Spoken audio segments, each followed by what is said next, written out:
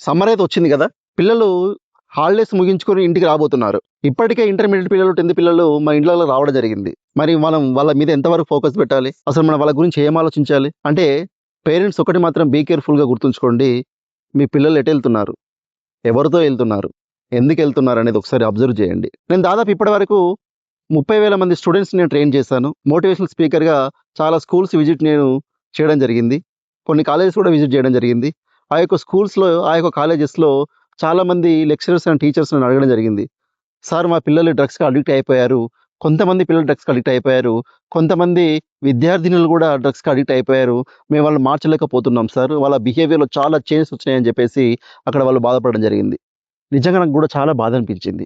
ఇందులో భయపడాల్సినటువంటి విషయం ఏంటంటే, ఎక్కువ రూరల్ ఏరియాస్ ఉన్నటువంటి పిల్లలే, అంటే పల్లెటూరులో ఉన్నటువంటి పిల్లలు డ్రగ్స్‌కి అలవాటయిపోయారని చెప్పేసి నా దృష్టికి వచ్చినటువంటి విషయం. దీనిపైన నేను ఎస్పీ గారితో కూడా 2 సార్లు డిస్కస్ చేయడం జరిగింది. సో నేనేమంటున్నానంటే, పిల్లలు ఇంటికొచ్చినప్పుడు పిల్లల మీద ఒక కన్నేసి ఉంచండి. పిల్లలు ఎవరితో ఎళ్తున్నారు? ఎక్కడికెళ్తున్నారు? దేనికోసం ఎళ్తున్నారు? అసలు ఎవరితో ఫ్రెండ్‌షిప్ జేస్తున్నారు? ఎవరితో తిరగడానికెళ్తున్నారనేది ఒకసారి మీరు కన్నేసి ఉంచండి. వాళ్ళ బిహేవియర్‌లో ఏమన్నా చేంజెస్ కనిపిస్తున్నాయా?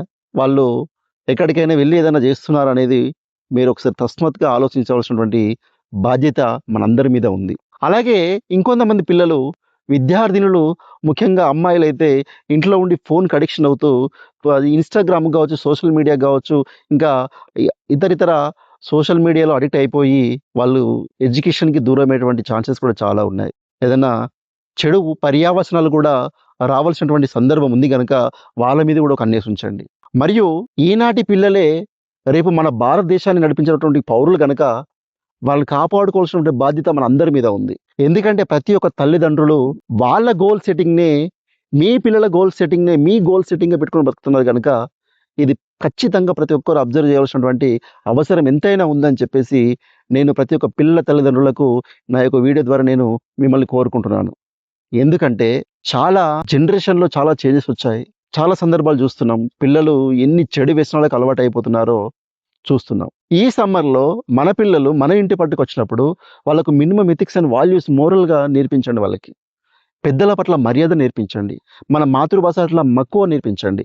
మీకున్నటువంటి తల్లిదండ్రుల కష్ట సుఖాలను వాళ్ళకి నేర్పించండి. వాటి గురించి చెప్పండి. మనకున్నటువంటి ఆర్థిక సమస్యల గురించి, జీవన స్థితిగతుల గురించి, మీరు పడుతున్న కష్టాల గురించి వాళ్ళ దృష్టికి ఒకసారి పోయేటట్టుగా చేయండి. ఈ రకంగా చేస్తే పిల్లలు ఖచ్చితంగా మన ఎథిక్స్ గాని, మనకున్నటువంటి ప్రాబ్లమ్స్‌ని గాని, మనకున్నటువంటి ఎకనామికల్ స్టేటస్ గాని వాళ్ళకి తెలుసుకొని రేపొద్దున ఇంకా బాగా చదువుకున్నటువంటి అవకాశాలుంటాయి గాబట్టి దీన్ని ఈ యొక్క విషయాలపైన మీరు పూర్తి స్థాయి అవగాహన పెడతారని చెప్పేసి కోరుకుంటూ సైనింగ్ ఆఫ్. Thank you.